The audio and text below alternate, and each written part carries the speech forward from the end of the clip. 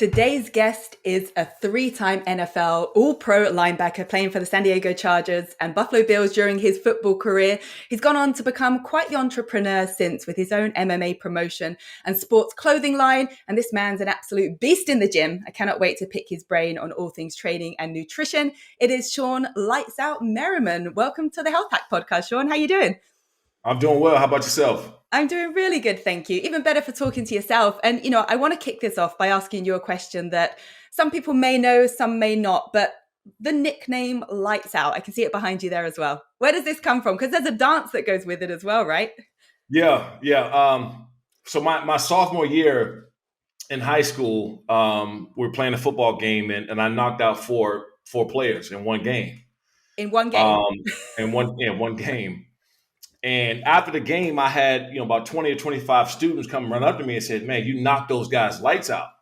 So I looked at them. I said, "Yeah, you know what? Call me Lights Out." And that name stuck with me. I got to school Monday and everybody's like, calling me Lights Out.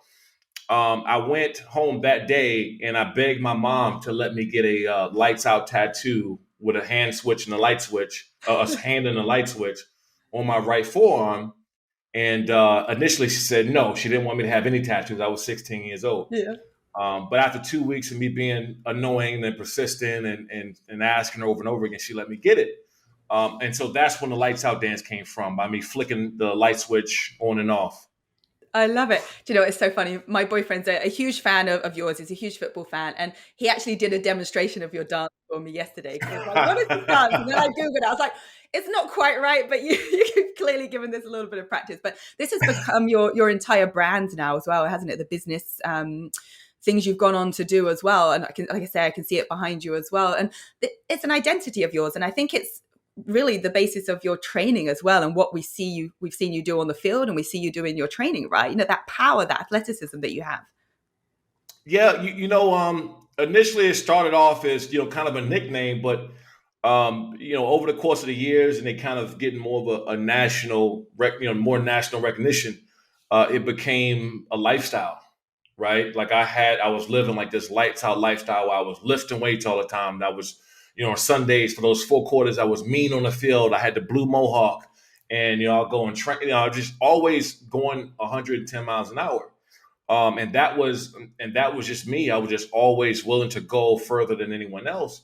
And also too it was one of those things like you can't have a nickname like Lights Out and slack off. Like I never had a chance to slack off because somebody was always waiting to, knock me out or do something against me or be stronger than me, be faster than me, because, I came with such a persona and such a, just a force when I walked anywhere that I've always had to be on my toes. Yeah, you've got to live up to that moniker, so to speak.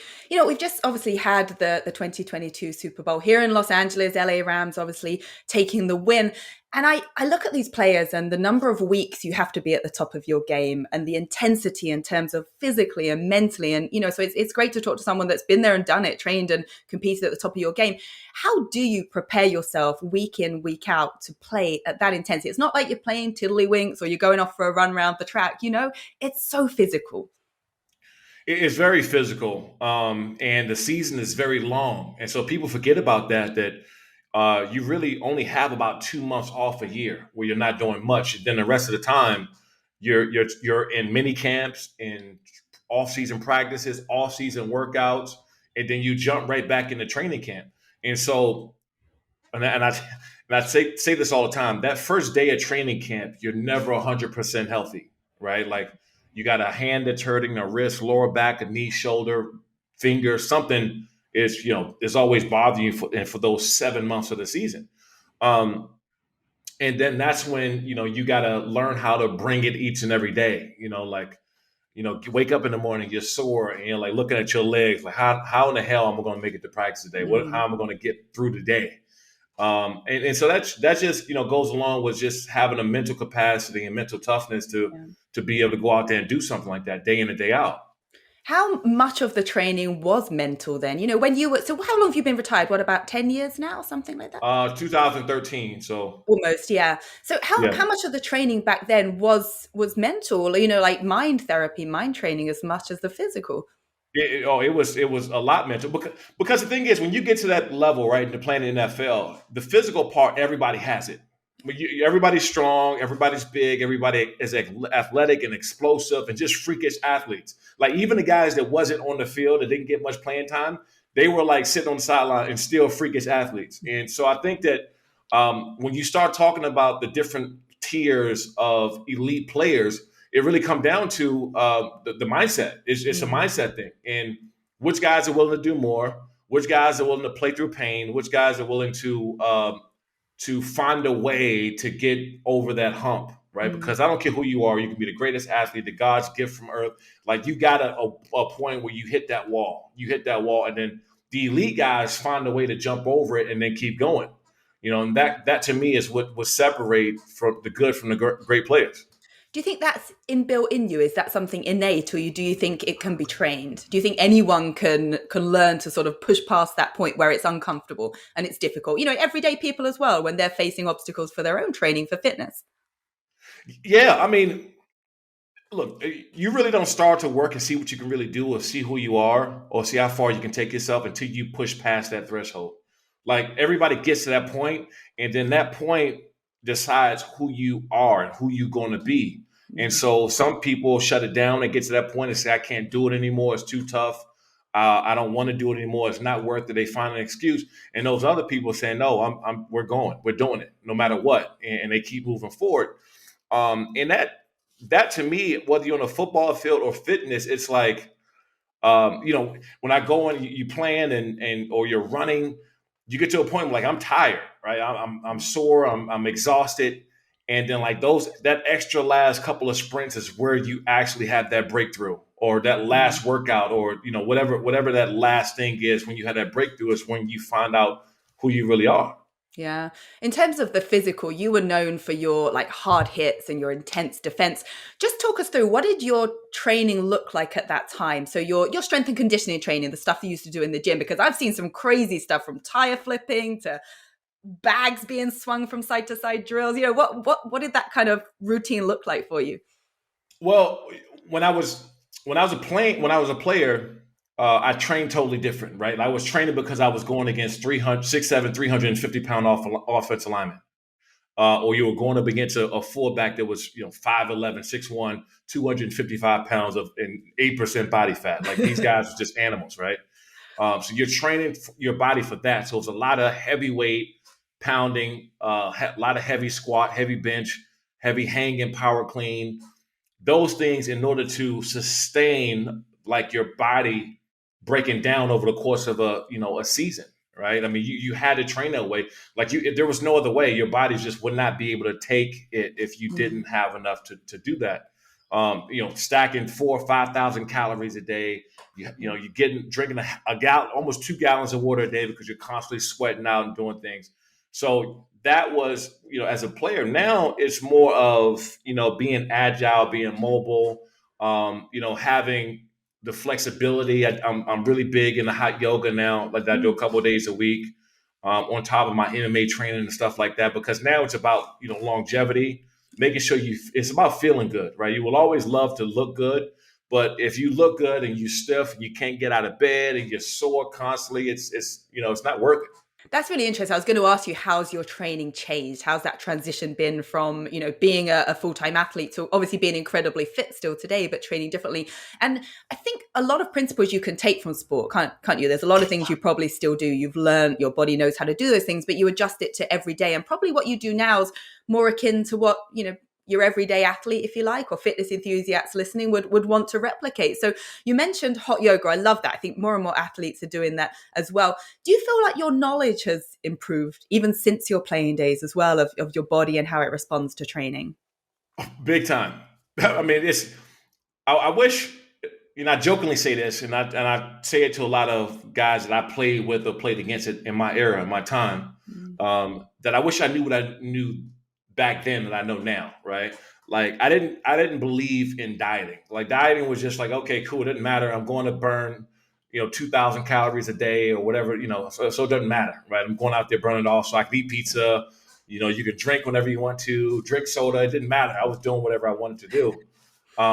But in actuality, if I knew that, eating the right foods, and eating at the right time and the right amounts would, adjust my energy levels or help me sleep better or help me wake up feeling better and not sluggish, then, I would have definitely changed it back then. I didn't have any meal prepping and stuff like. I mean, Yeah. all these guys now it's meal prepping. I had a chef, but my chef cooked like whatever I asked her to. It wasn't like a Pancakes, set thing. burgers. Oh yeah, it was like ribs. I was Yeah. like, hey, I want some barbecue ribs today. I mean, it's whatever I wanted. And now, I partner with a company called Geo Meals. Hmm. They do all my meal planning stuff now. I eat, the appropriate time and then the right time. Like I'm cutting off what time I eat, so I'm not, it's not disturbing how I sleep and how I wake up. Obviously the vitamins, the flaxseed, the fish oils. I don't know if you heard of it before, of like krill oil. It's a really, really strong, I have, yeah. um, yeah, really, really, really strong fish oil. And so more of those things because you want longevity in this, right? Like it's not a sprint. Like when I played, it was a sprint. It was like I got to be as strong as I possibly can, as fast as I possibly can for the season. Yeah. The season's coming up. Now it's just like down to marathon. Like can I work out 5-6 days a week still? Can I wake up feeling good? My flexible and so my mindset changed. I do a bunch of circuit training now. I'm big on the circuit training because being busy, you're working and got other Hmm. stuff going on. Like I like to get in and out the gym between 45 minutes to an hour. Yeah, Like perfect. I got to get it in, Yeah. get out, and get my work in. I think people assume that you need hours in the gym and you don't do. If you're working No. effectively, 45 minutes to an hour, like you said, is perfect. And I can relate to what you're saying so much because I was an athlete myself whose career ended early with injury. I track and field and bobsled. But at the time, my mentality was just, I'm going to work harder than anyone else. I'm going to push myself further than anyone else. And all I was thinking about was the next race, the next competition, not longevity, not my joints, not how I'm going to be in 10, 20 odd years. It was just, and it does switch, doesn't it? You then suddenly think about looking after your body in a different way. And all this knowledge that you've accrued since is fantastic. And I wish the same. I wish I knew the same during my competing days. I was just like, I'm burning calories, I can eat what I want, and not looking at the quality of those ingredients. But I'd say sports science has evolved so much, in those 10 years or whatever anyway. Do you remember having any kind of tracking devices that they used with you for your training, your calories, your metabolism? Do you remember there being anything like that when you were actually playing? Nope. No. Nope. No. And that's to me, because everything's about data, right? I mean, everything is about data. It's about finding out, what time your body reacts the best and what's the, your muscles firing off at the right time. And there's so many different things out there for data now, that it's insane. And Yeah. so, a lot of which is good because it's evolving, right? More athletes are getting knowledgeable about that kind of stuff. Yeah. It would be nice to know, like, hey, you need this amount of many reps in order to get here. Yeah. You need this amount of much rest to do this, and Yeah. so that data is very important. And we didn't have. I was not knowledgeable about any of that stuff. I Yeah. think maybe the Fitbit or something started coming around, like the watches at the The very end of early my days. career.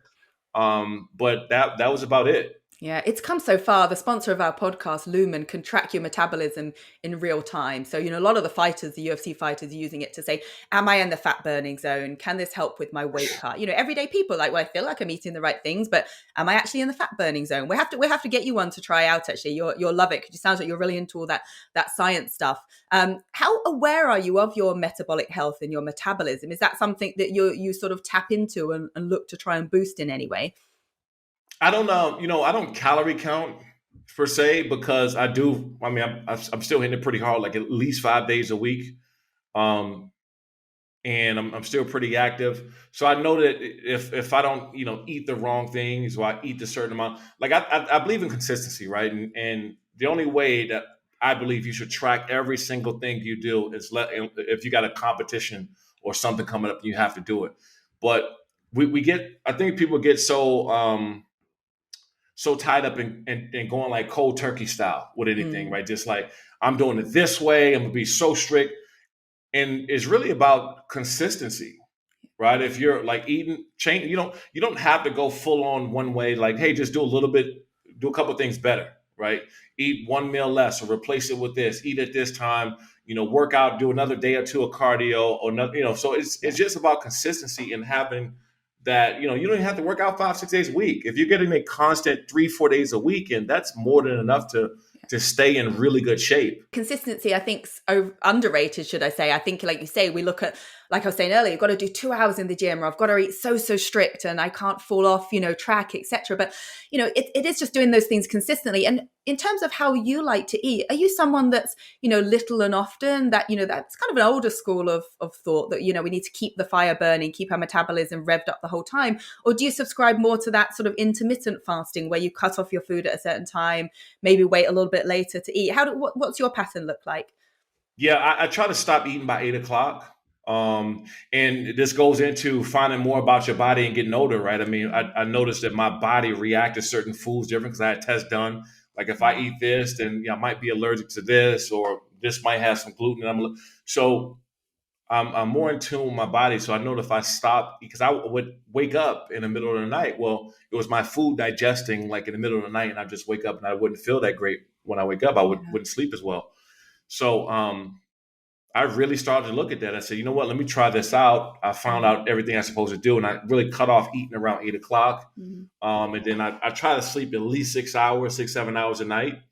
And you wake up, and I might have something very small before I go work out, but it's never a heavy meal or anything like that. Yeah. So you're looking at about 10 hours of, I guess you can call it somewhat fasting or something, right? Yeah, you have an eating Um, window and a fasting period that's a little bit yeah, more yeah. extended than if you were eating up until midnight. Yeah. Right. Yeah. Yeah, and a lot of people, a lot of people struggle with that. Like their midnight snacks and stuff like that. Like a lot of people eat really late and then they go straight to sleep. Like, and I tell, but that's the worst thing you can do is eat a big meal and then go sleep. Yeah. Do you, if you were to describe your diet during the day, so you say you have a little something in the morning, sort of give us a little run through now. You said when you were playing it was like ribs and everything you wanted, but now, as a almost like more in tune with your body, as you said, what does that diet look like through the day? Give us a run through. Yeah, so I have this company called Geo Meals Hmm. that I partner with because, and like I got a lot of people eat, especially when you're busy, you eat bad because you just eat whatever's around. And so if you're not meal prepping and making your meals and stuff like that, which I hate cooking, like I always hated cooking. So I had this company just to make me 3 meals a day, and then I'll have like a protein shake or something like that in between. But for my size, like my calorie intake is good. The food that I'm eating is pretty clean, and I'm eating consistently. Because what'll happen is I'll get so busy and I'll go like 5, 6 hours without eating, and you're not really technically supposed to do that. Yeah. Do If you, you're supposed to be eating, I think every 4 hours or so a day, yeah. while Do you're you have up treat anyway. meals? Do you have treat meals or any vices that do you believe in that concept of like shocking your body with a Pizza, little like pizza, pizza. I'm a sucker. what I'm a topping? sucker. Yeah, pepperoni Pepperoni. pizza. I'm a sucker. Like one day a week, I'm getting pizza or wings. Like I'm gonna have it, and two, that's you gotta like reward yourself with something, right? Like you can't go and I'm sure a lot of dietitians and people out here who really study this stuff and scientists will disagree with what I'm about to say anyway, but it's helped me out a lot personally. Um, you don't have to just eat perfect every single time, especially when you're working out 4, 5, 6 times a week. Yeah. Like I get it, the cold turkey stuff, and it feels really good mentally to know that you have the discipline to do it. But if you're cranking it out and you're still hitting it pretty hard, and you slip up and have some junk here and there, it's not going to necessarily kill you. It's the ones who don't want to go to the gym, right? Don't want to take the time, go in the gym strong for a week and then show back up for 3 or 4 weeks, Yeah. right? It's those. That's to me personally. That's when you really got to watch what goes in your body. Yeah. I think it's that idea of perfectionism, isn't it? And if we've not always perfect, we feel like it's almost like, oh, it's ruined now. I'm just going to spend the next 5, 6 days eating whatever. Has it ever happened to you? Have you ever fallen off track with your diet or your training and, had to really dig deep to get back on track? Or have you always been someone it's been part of your life and that's never changed? Yeah, I don't feel right. I don't feel normal if I don't work out. So like even when I'm traveling a lot. few weeks ago. Last month I was on the plane. I was on not on the plane 9 times, and I Mm, was traveling a lot. So the first thing I'll do is find a gym to get something in, right? Because like we said, it's really all about consistency. yeah, It's not about, I don't, even now, I mean, I don't go in the gym and just all out kill it every single day. This morning I had a bunch of stuff, talking to you and don't, mhm, so I'm going in, okay, cool. I got 45 minutes, knocked out a kettlebell circuit, did this, did that, some yeah, burpees, 15-minute run. And by the time I left, I was drenched, but I got something in. And then, when I have more time during the day, I'll go and get that an hour, 15-minute yeah. workout. Right. That's And, motivating me to get in the gym after this, actually, hearing you talk about your session. Yeah, but what would yeah. you say to those people that maybe struggle to find the motivation? Or a lot of people use lack of time or too busy as an excuse. Well, I've got this, that, kids, meetings, whatever. Like, how would you, advise people to get in that bite-sized training or make sure they have the right food to fuel themselves properly? The everybody has time, right? I mean, either you're watching TV, you're talking to a friend on the phone, kind of procrastinating, lollygagging during the day. Like you got an hour. Like I don't care the most busy, and I know a bunch of big CEOs of Fortune 500 companies, moguls, they have an hour, right? That's man, that's operating and running multi-billion-dollar companies. They got an hour during their day. Yeah. So nothing you could be doing is busy as that. And then these guys got families and kids, and they some of them still find a way to get an hour in. It's just matter of where you spend your hour at, right? Mm. Right. What do you spend your hour to do? And the next biggest part is just getting there. Like just go. Like just I don't even if you go in there and you go in there BS around a little, just get up and go because that's the hardest thing to do. People put their workout clothes on, sit on the couch for a little bit, and then before you take a couple calls, take a nap, and before you know it, they say, "Oh, you know what? I'll go tomorrow." Yeah, the That time's always gone. happens. I'll Social go media tomorrow. time, you've wasted an hour of your life, whatever it is. I Right. think for a lot of people, maybe motivation isn't strong enough. When you're competing and playing as you were, you have that motivation. And, you have to switch into what's my motivation now? And you talked about longevity and all that kind of thing. How would you encourage people to find their why or find their motivation? Like if it's not an obvious thing for somebody, they're not sick, they're not maybe overweight, they haven't got a game to play, how do people find that why? You have to first of all, you got to do it for yourself, but some people feel that they don't want to, or they don't have to, or they don't need to do it for themselves. Find another reason, right? I mean, we all know how important health is. Health is number one, because without your health, you got nothing else, Yeah. right? You can have all the money, you can have all the materialistic things, you can have everything else around you, but if your health is not good, then you're not going to enjoy none of it. Yeah. So for me, I'm like, I'm taking care of myself first. So if I have other people and businesses and all these other things that I'm doing, so I can do them, I have to feel good. Like my Yeah. health has to be in check. So if you look at it that way, there's your motivation. If you got somebody, you got kids, you got family, you want to be around for them. Yeah. You don't want to, you don't want to be checking out early because you're not in shape, and that happens a lot. So if you can't do it for yourself, find that motivation in somebody or something else to get up and go and do it. Great advice. And talking about taking care of yourself, I know that your sports career was hampered by injuries, to a large degree. It was the same for me with my sports career as well. Do you have any of those injuries that have carried through now that you have to take care of and do things a little bit differently? Yeah, everything's maintenance for me. Whenever you go under the knife, when I tell anybody, whenever you go under the knife one time, Mm, your body's never the same. You always have to, I still get body work once a week. I still get chiropractor, ART, active release treatment. mm, Um, I got my Normatex, my game readies. But see, it's almost like and you can probably attest to this. Like when you get hurt or injured, you become very in tune with your body, like very in tune. Like so true. before I was injured, I just thought I was Superman. Like nothing can hurt me. If some hurt, I just throw some ice on it and I'm back out the next day. But it wasn't until like I had my very first big knee injury where I'm like, oh hell, now I know what scar tissue is. Now I know how to strengthen your quad. Now I know you got to have Mm, strong quads and hamstrings to keep your knee stable. Like I didn't know any of those things, and now it's become, even what I'm doing every day, it becomes a regimen for me. mm, I go in and I work all the little muscle groups, the band work, flexibility before I go and do any big muscle group. And I only knew that because of the injuries that I had, and say, okay, this is how you got to stabilize this in order for that to work. Yeah. And so I got really knowledgeable about my body during that time period.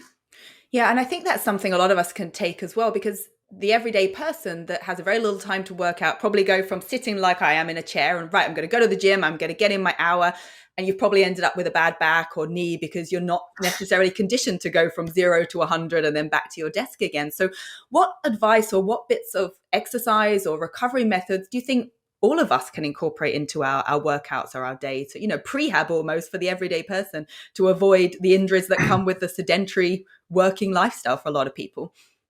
For one, you have to be nimble. Like you have to flexibility and stretching. Even if you don't work out that much, that should be a part of your everyday regimen. I don't care what you're doing, whether it's hot yoga, whether it's some kind of Pilates class, flexibility and stability should be number one, because everything starts with that, right? You can protect your back, your knees, your joints just by being flexible. That's where everything starts at. If you're feeling good there, now you want to start throwing in your cardio, throwing in your strength and conditioning stuff. You do that, but nothing starts until you're flexible and nimble. Yeah. Yeah, that's so true. I love that, because again, I think the stretching's the part that's boring for a lot of people, isn't it? It's like, I don't have time to stretch. I'm just going to get in there and, a bit of bench press, get on the treadmill, whatever, and get out there. Right. So I love that advice as well. So, we've covered everything: motivation, nutrition, training, injuries, all that great stuff. And I think the question I want to ask you is, well, actually, before I go on to that, I wanted to touch on mixed martial arts and boxing, because I think that's incredible training and cardio as well. And I know that you had offers, right, to do some MMA or some form of fighting when your career ended, right? Did you ever consider that seriously? Yeah. I mean, I started training in 2006, and I just started training because I wanted to help my hands and being more agile and more effective football player. Right. Because I was told that it would help me out be a better football player, and so I just started training, and I fell in love with the sport. So every off season, I would go and pick up a little bit more. I would start doing Muay Thai. I would start doing kicks. I was, after 4 or 5 years in, I started to do like grappling and jujitsu and rolling and learning those things. And because for me, it was a way to still compete at something. Like I always kept doing it. Like today, I went to go get, real quick. I went to go get 5 minute rounds in the bag, right? And then I mixed in some weights and stuff, and that some cardio. Yeah, fantastic fitness, isn't it? Yeah, to me, it's the best, right? It's low impact. It's very important because me having playing football since I was 10 years old, you want to, when we talked about longevity, you want to be able to do this for the next 20 years. And so everything that I do now is very, very low impact, and I still get the amount of work in. In MMA, boxing, jiu-jitsu, grappling, whatever that thing is, it can get you there. And you've now got your own MMA league, Lights Out Extreme Fighting, correct? Yeah, Lights Out Extreme Fighting. I launched it in 2019. And we're on Fubo TV. I don't know if you got the app or not, but all of our fights are on Fubo. We're looking at starting back up sometime at the end of March. And then after that, we go every month.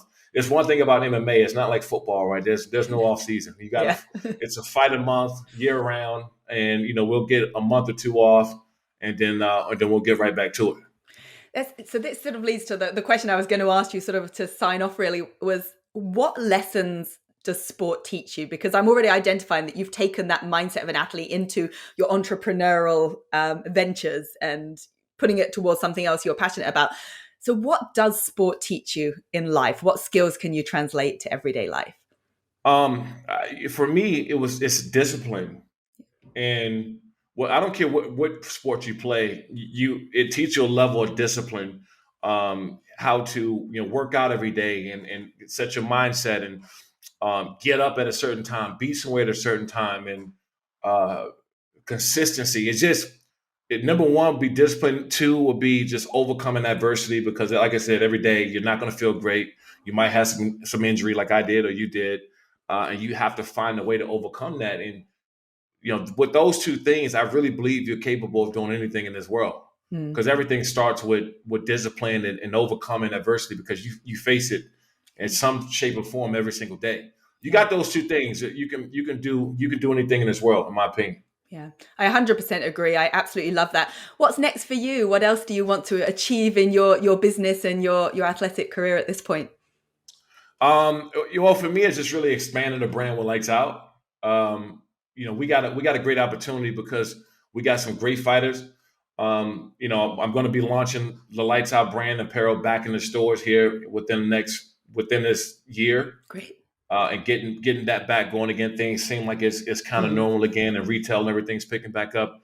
Also, expanding the role and partnerships with different shows coming on Fubo.